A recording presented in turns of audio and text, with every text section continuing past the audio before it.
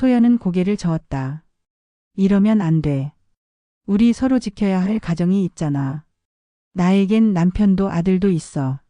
그러니까 이제 그만해야 해. 강혁의 얼굴은 무너져 내렸다. 그럼 내가 이 밤에 온 건 나를 보기 위해서가 아니라 이별을 말하기 위해서였던 거냐. 잠시 침묵이 흘렀다. 소연은 억지로 미소를 지었다. 굳이 이런 차림으로 온 건 마지막으로 당신을 기억하고 싶어서였어. 그뿐이야. 앞으로 전개될 이야기 재밌게 봐주세요. 시작합니다. 서울 홍대 여름밤의 골목은 아직도 술기운과 음악 소리로 뒤섞여 있었다. 민주는 바람처럼 빠져나오는 담배 연기를 한 번 길게 들이마시고 내뱉었다. 목이 말랐다. 단순한 갈증인지 혹은 무언가를 갈망하는 갈증인지 그는 구분하지 못했다. 그의 옆에는 지은 같은 회사 동료가 있었다. 평소 단정한 태도와 단호한 말투로만 기억하던 그녀가 오늘은 달랐다. 술잔을 들고 잠시 오래 머물렀다. 웃는 얼굴이 평소보다 부드럽게 보였다. 전 이만 가야겠어요. 짧은 작별 인사. 민주는 그녀의 뒷모습을 바라보다가 씁쓸한 웃음을 흘렸다. 술자리의 마지막 잔에 그녀의 흔적이 남아있는 듯했다. 달콤한 입술 대신 남은 건 쓰디쓴 위스키 향뿐이었다. 집 앞 현관에 다다른 순간 안쪽에서 들려온 소리가 민준의 걸음을 멈추게 했다. 누구세요? 아내 소연의 목소리였다. 떨림이 묻어 있었다. 나야. 현관이 열리자 그녀의 얼굴은 낯설게 긴장으로 얼어붙어 있었다. 손등이 파르르 떨리는 것이 한눈에 보였다. 무슨 일이야? 대답이 없었다. 그녀의 눈빛은 불안으로 가득 차 있었다. 낮에 누가 들어왔어? 짧은 고백이 공기를 찢었다. 서재는 어수선했다. 책들이 뒤집혀 있고 종이들이 바닥에 흩어져 있었다. 민주는 본능적으로 책장 아래 칸으로 시선을 돌렸다. 그곳엔 누구에게도 보여선 안 되는 장부가 있었다. 회사의 원가 명세서, 수입 원가 비밀 거래까지 기록된 문서. 비어 있었다. 다치진 않았어? 뒤늦게 묻는 자신의 질문이 민망했다. 아내는 고개를 저었다. 난 괜찮아. 그 사람은 서재만 뒤지고 갔어. 책상 위엔 검은 명함 한 장이 놓여 있었다. 까마귀는 길을 안다. 연락해라. 민준의 목덜미에 차가운 기운이 스쳤다.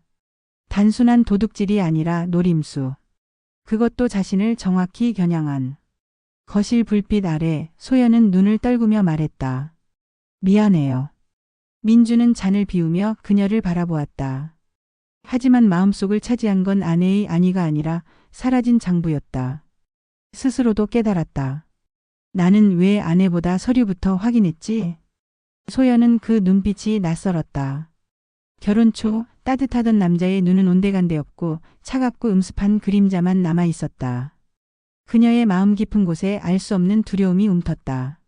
며칠 후 낮의 햇살이 유난히 강했다. 아들을 어린이집에 보내고 돌아온 소연은 베란다 난분에 물을 주고 있었다. 잠시 평온이 찾아왔다고 느낀 그때 전화벨이 울렸다. 소연 씨. 숨결만으로도 공기의 흐름이 달라졌다. 강혁. 남편의 지인으로 알게 된 그러나 단숨에 그녀의 심장을 흔든 이름. 창밖 좀 봐요. 말에 이끌리듯 베란다로 다가가자 멀리 단지 놀이터 벤치에 검은 양복을 입은 남자가 휴대전화를 들고 앉아 있었다. 먼 데서도 단정한 실루엣. 시선이 마주친 순간 그녀의 손끝이 얼어붙었다가 곧 달아올랐다. 돌아가세요. 입술은 그렇게 말했지만 가슴은 정반대였다. 잠깐이면 돼요. 드릴 게 있어요. 마치 투명한 끈이 발목에 걸린 듯 소연은 움직일 수 없었다. 부산. 수영만 미술관. 약속 아닌 약속. 그녀는 그곳으로 발걸음을 옮겼다. 전시장 유리 벽 너머로 바다가 들어와 앉아 있었다. 강혁이 기다리고 있었다. 이건 당신 거예요. 그의 손에 작은 상자가 들려 있었다. 뚜껑을 여는 순간 사파이어 반지가 빛났다. 바다와 같은 색, 금지된 약속의 색. 받을 수 없어요. 그러나 그녀의 손끝은 상자를 덮지 못하고 그의 손등에 오래 머물렀다. 호텔 객실. 커튼이 바람에 흔들리고 얇은 천이 살결처럼 어른거렸다. 소연은 두려움과 기대 사이에서 떨고 있었다. 강혁은 그녀의 어깨에 손을 올렸다. 싫으면 말해요. 목소리는 낮았지만 이미 거절의 힘을 앗아가는 음성. 소연의 호흡이 달라졌다. 얇은 원피스의 끈이 흘러내렸다. 거울 속 두 사람의 모습이 겹쳐 있었다. 눈빛은 이미 서로를 허락하고 있었다. 이러면 안 돼요. 속삭임은 거절 같았지만 숨결은 그 반대였다. 그 순간 그녀는 알았다. 이 방에서는 안 돼라는 말조차 허락이 되어버린다는 것을. 호텔 복도. 발자국 소리가 카펫 위에서 묘하게 무거웠다. 소연은 잠시 멈춰서서 숨을 고르려 했으나 심장은 이미 자신의 의지를 따르지 않았다. 손끝은 여전히 사파이어 반지의 빛을 기억하고 있었다. 돌아가야 해요. 그녀는 속삭였다. 그러나 강혁은 서둘러 다가오지 않았다. 문 앞에서 잠시 그녀를 바라보며 낮게 말했다. 내가 원하는 건 단 한 번 내가 나를 똑바로 바라보는 거야. 그의 눈빛은 압도적이었다. 소연은 그 순간 거짓을 말할 수 없었다. 그녀는 천천히 고개를 들어 그와 마주했다. 숨결이 가까워지며 방 안으로 불이 켜지듯 공기가 뜨거워졌다. 커튼이 절반쯤 젖혀진 객실, 바다는 희미하게 흔들렸다. 소연은 의자 등받이에 몸을 기댔다. 무릎 위에 올려진 손은 힘없이 떨리고 있었다. 강혁이 잔을 내밀었다. 마시면 조금은 편해질 거예요. 당신은 위험해요. 위험해서 더 잊히지 않죠. 잔이 입술에 닿았다. 알코올의 따가움보다 먼저 다가온 것은 그의 시선이었다. 그 시선은 마치 천천히 그녀의 옷을 벗겨내는 듯 했다. 거울은 잔인했다. 두 사람의 모습이 정확히 겹쳐 있었다. 소연은 원피스 끈을 움켜쥔 채 뒤돌아섰다. 그러나 어깨에 닿은 강혁의 손길이 그녀를 멈추게 했다. 싫다면 지금이라도 멈출 수 있어. 그 말은 배려 같았지만 실은 더 깊은 허락을 요구하는 주문이었다. 숨이 고르지 않았다. 얇은 천이 살결에 들러붙으며 그녀의 맥박을 드러냈다. 강혁은 천천히 그녀의 머리칼을 쓸어 넘겼다. 손끝이 목덜미를 스칠 때마다 전율이 번개처럼 퍼졌다. 이러면 안 되는데. 소연은 스스로를 책망했지만 이미 거울 속에 그녀는 다른 표정을 하고 있었다. 두려움과 욕망이 동시에 빛나는 얼굴. 거울 속의 눈빛이 결국 스스로를 배신했다. 의자는 쓰러졌고 커튼은 더 크게 흔들렸다.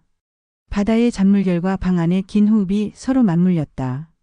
소연은 손바닥으로 그의 가슴을 밀어내려 했으나 밀려난 것은 자신 쪽이었다. 침대 모서리에 걸터앉은 순간 그녀는 이미 더 이상 발걸음을 돌릴 수 없다는 것을 알았다. 강혁의 손길은 조심스럽게 그러나 단호하게 그녀의 손을 감쌌다. 소연 씨, 당신은 지금 떨고 있어. 당신 때문에. 그럼 계속 떨게 해줄까? 말 한마디가 방 안의 공기를 흔들었다. 그녀는 결국 눈을 감았다. 감는 순간 안 돼라는 말은 입술 끝에서 사라졌다. 대신 올라온 것은 오래 눌러두었던 한숨과 떨림이었다. 바다는 여전히 창밖에서 넘실거리고 있었지만 소연의 세계는 이미 방 안으로 좁혀지고 있었다. 거울, 침대, 커튼 그리고 그와 자신. 네 가지 장면만이 남아 금지된 시간을 쓰고 있었다. 밤하늘에는 은하수가 흐르고 달무리가 은빛 고리처럼 번져 있었다. 그 빛을 타고 내려온 듯 소연은 그곳에 서 있었다. 그녀를 마주한 순간 강혁의 가슴은 벅차올라 숨조차 제대로 쉴 수 없었다. 마치 현실이 아닌 선녀를 눈앞에서 마주한 듯 했다. 보고 싶었다. 그의 목소리는 너무도 단순했지만 오래 눌러둔 그리움이 고스란히 배어 있었다. 소연은 고개를 저었다. 이러면 안 돼. 우리 서로 지켜야 할 가정이 있잖아. 나에겐 남편도 아들도 있어. 그러니까 이제 그만해야 해. 강혁의 얼굴은 무너져 내렸다. 그럼 내가 이 밤에 온 건 나를 보기 위해서가 아니라 이별을 말하기 위해서였던 거냐. 잠시 침묵이 흘렀다. 소연은 억지로 미소를 지었다. 굳이 이런 차림으로 온 건 마지막으로 당신을 기억하고 싶어서였어. 그뿐이야. 강혁은 목구멍 깊숙이 쌓여있던 말을 더는 억누르지 못했다. 내가 듣고 싶었던 건 그런 작별 인사가 아니었어. 그냥 몸 조심히 다녀오라는 그 따스한 말 한마디뿐이었는데 그는 무심결에 그녀를 끌어안았다. 놀란 소연은 순간 몸을 굳혔지만 곧 그의 품 안에서 전해지는 심장의 떨림을 느꼈다. 그 절박한 두근거림은 거부할 수 없는 울림이었다. 기다려줘. 부탁이야. 강혁의 목소리는 애원 같았다. 소연의 눈빛은 흔들렸고 억눌러왔던 감정이 금 가듯 새어나왔다. 우린 서로에게 너무 위험한 존재야. 그녀의 말은 바람에 흩날리는 나뭇잎처럼 가볍게 떨렸다. 그러나 두 사람 사이의 공기는 점점 무거워졌다. 거실의 시계 초침이 유난히 크게 들려왔다. 유리컵 속 물결처럼 두 사람의 마음도 흔들리고 있었다. 처음 만났을 때 기억나? 강혁이 낮게 물었다. 소연은 눈을 감았다가 떴다. 카페에서였지. 커피 향이 묘하다고 했던 건 내가 웃으며 우리 얘기랑 비슷하네라고 말했던 것도. 강혁은 그 기억을 떠올리며 쓸쓸하게 웃었다. 그때부터였을까? 내가 너를 놓지 못하게 된 게. 소연은 애써 담담히 말했다. 그때부터였어. 내가 내 마음에 들어온 게. 그래서 두려웠어. 창밖에서 빗방울이 떨어지기 시작했다. 창틀에 부딪히는 소리가 방 안 공기를 채웠다. 비가 오네. 강혁이 창밖을 바라보며 중얼거렸다. 소연은 빗소리를 들으며 살짝 웃었다. 이상해. 비가 오면 마음이 오히려 고요해져. 강혁은 조심스레 물었다. 혹시 나 때문에 힘들었어? 소연은 잠시 망설이다 고개를 끄덕였다. 솔직히 말하면 응. 힘들었어. 하지만 너 때문에 웃었던 시간도 많았어. 그 말이 고마워서 동시에 가슴이 저릿했다. 소연은 테이블 모서리에 손끝을 올렸다. 오늘은 여기까지야. 이 선을 넘지 말자. 이게 우리의 마지막 경계야. 강혁은 그 손끝을 오래 바라보다가 천천히 고개를 끄덕였다. 그래. 함께 지키자. 잠시 후 조용히 음악이 흘러나왔다. 소연은 자리에서 일어나 손을 내밀었다. 춤출래? 가까이 말고 그냥 손끝만. 그들은 멀찍이 떨어져 손끝만 스쳤다. 포옹도 밀착도 없었다. 하지만 그 짧은 접촉에 온몸은 떨렸다. 닿지 않는 거리가 오히려 더 뜨겁게 만들었다. 그때 소연의 휴대폰이 진동했다. 화면을 확인한 그녀는 숨을 고르며 말했다. 집에서. 강혁은 짧게 눈을 감았다. 가야겠네. 소연은 고개를 끄덕였다. 응, 가야 해. 현관 앞에 섰을 때 그녀는 우산을 펼치려다 멈췄다. 고개를 돌려 강혁을 바라보는 눈빛이 깊게 흔들렸다. 오늘이 마지막일 거라고 다짐했는데 그 말은 끝내 맺히지 못했다. 강혁은 조용히 그녀를 끌어안았다. 이번에는 거부가 없었다. 그녀의 어깨에서 힘이 빠져나가고 그의 심장은 더욱 거세게 뛰었다. 달빛은 창문을 타고 흘러들었고 빗소리는 두 사람의 숨결과 석여 한층 더 격렬하게 울렸다. 안돼. 소연의 속삭임은 거절이 아니라 항복처럼 들렸다. 숨결이 겹쳤고 시선이 겹쳤으며 이내 입술이 닿았다. 그 순간 모든 다짐은 부서졌다. 멀리 두었던 선은 사라지고 남은 것은 서로의 체온뿐이었다. 옷자락은 흘러내렸고 창밖 달빛 아래 두 사람의 그림자는 하나로 포개졌다. 그날 밤 두 사람은 결국 서로의 모든 것을 받아들였다. 눈물과 열기, 애절함과 갈망이 뒤섞여 사랑과 이별이 동시에 깃든 한순간이었다. 새벽이 찾아올 때 방 안은 고요했다. 빗소리는 멎고 대신 잔잔한 새벽빛이 창문을 물들였다. 강혁은 혼잣말처럼 속삭였다. 사랑은 때로 가장 아름다운 순간에 멈추는 법이지. 그의 마음속엔 여전히 소연이 있었다. 그리고 마지막으로 들었던 그 짧은 인사. 몸 조심히 다녀오세요. 그 말은 끝내 그의 가슴에 평온처럼 내려앉았다. 회사의 지하주차장. 민주는 차 문을 열려던 순간 검은 그림자가 다가왔다. 구도영. 검은 셔츠에 느슨한 미소, 그러나 눈빛은 차갑게 가라앉아 있었다. 장부 잘 받았습니다. 말은 공손했지만 뒤끝을 스치는 울림은 칼날 같았다. 민준의 손이 본능적으로 주먹을 움켜쥐었다. 원하는 게 뭐지? 선택이요. 여기서 그만두든지 아니면 계속 가든지. 계속 가면? 구도영의 미소는 더 얇아졌다. 아내분까지 피곤해지겠죠. 민주는 무의식적으로 심장이 쿵 하고 떨어지는 걸 느꼈다. 그가 아내의 이름을 직접 말하지 않았는데도 이미 모든 게 드러난 듯 했다. 구도영은 명함을 내밀었다. 까마귀는 길을 안다. 연락해라.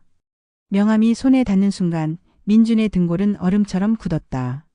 그날 밤 민준은 술에 젖은 눈으로 소파에 앉아 있었다. 테이블 위엔 낮에 받은 명함이 놓여 있었다. 소연은 그 옆에서 무릎 담요를 펴며 조심스레 물었다. 무슨 일이에요? 아무것도 아니야. 거짓말 하지 마요. 민준의 시선이 번쩍였다. 그 눈빛엔 믿음 대신 의심이 자리하고 있었다. 너 요즘 이상해. 혹시 그 남자랑? 아니에요. 소연은 반사적으로 소리를 질렀다. 그러나 그 부정은 너무 날카로워 오히려 진실을 감췄다. 민주는 술잔을 움켜쥐며 피식 웃었다. 내 눈빛이 다 말해. 넌 이미. 그만해요. 소연은 목소리를 떨며 등을 돌렸다. 그러나 마음속 깊은 곳에서 그녀는 스스로도 알고 있었다. 민준이 틀린 말을 하고 있는 게 아니라는 것을. 제구장 붕괴의 시작. 며칠 뒤 소연은 다시 강혁을 마주했다. 해운대 근처의 한 카페. 창밖으로 바다가 펼쳐져 있었지만 그녀의 시선은 눈앞의 남자에게서 벗어나지 못했다. 그와 아직 같이 살아요. 강혁의 물음은 단순했지만 그녀의 심장을 덮쳐왔다. 소연은 대답하지 못했다. 대신 커피잔을 움켜쥐었다. 뜨거운 김이 손등에 스며들었지만 차갑게 식은 건 그녀의 양심이었다. 강혁은 고개를 숙이며 낮게 웃었다. 그럼에도 불구하고 당신은 여기에 나와 있네. 그의 말은 부드럽게 속살을 파고드는 손길 같았다. 소연은 입술을 깨물었다. 그러나 눈빛은 이미 흔들리고 있었다. 당신 때문에 내가 무너지고 있어요. 무너져도 돼. 내가 받쳐줄 테니까. 순간 그녀의 눈에 눈물이 고였다. 그 눈물이 떨어지기 전 강혁의 손이 그녀의 손을 덮었다. 그 손길 하나가 지금까지 지켜왔던 모든 경계를 허물어버렸다. 호텔 객실. 커튼은 닫혔고 방 안은 숨결만으로 가득했다. 소연은 그의 품에 안겨 떨며 속삭였다. 돌아갈 수 있을까요? 강혁은 대답 대신 그녀의 이마에 입을 맞췄다. 그 순간 그녀는 깨달았다. 돌아갈 길은 이미 까마귀의 발자국처럼 사라져버렸다는 것을. 서울집 안. 소연은 창가에 앉아 불 꺼진 도심을 바라보고 있었다. 아들은 이미 곤히 잠들어 있었지만 그녀의 눈은 붉게 충혈돼 있었다. 민주는 거실 소파에 앉아 술잔을 비웠다. 눈빛은 흐릿했지만 말은 차갑게 울렸다. 넌 이제 더 이상 나랑 같은 곳에 서 있지 않아. 소연은 대답하지 않았다. 민주는 비틀거리며 일어나 서재로 향했다. 책장 틈에서 꺼낸 건 낯선 서류 봉투. 안에는 흑백 사진 몇 장이 들어 있었다. 호텔, 복도 그리고 소연과 강혁이 마주 선 모습. 그는 사진을 손으로 구기며 중얼거렸다. 까마귀가 날아다니네 내 집 위에서. 그날 저녁 소연은 다시 강혁을 만났다. 바닷가 근처 오래된 호텔의 한 방. 창문 밖으로는 잔잔한 파도가 부서지고 있었다. 이제 돌이킬 수 없어요. 그녀의 목소리는 속죄 같았고 동시에 고백 같았다. 강혁은 그녀의 손을 잡아 끌어안았다. 돌아갈 수 없는 게 아니라 돌아가지 않겠다는 거죠. 그는 속삭였다. 당신은 이미 선택했어. 그 순간 문득 전화벨이 울렸다. 소연의 핸드폰 화면에 뜬 이름은 민준. 그녀는 손끝을 떨며 전화를 거부했다. 그러나 불길한 직감은 이미 방 안을 감싸고 있었다. 커튼 너머 누군가의 시선이 어른거리는 듯했다. 집 앞 현관. 민주는 서류 봉투를 들고 있었다. 현관문을 열려는 순간 등 뒤에서 들려온 낮고 차가운 목소리. 사진 마음에 들었습니까? 구도영이었다. 민주는 돌아서며 소리쳤다. 뭘 원하는 거야? 당신의 선택. 끝까지 숨길 건지 아니면 내려놓을 건지. 순간 거실 불빛 사이로 소연이 모습을 드러냈다. 눈은 붉게 타올라 있었다.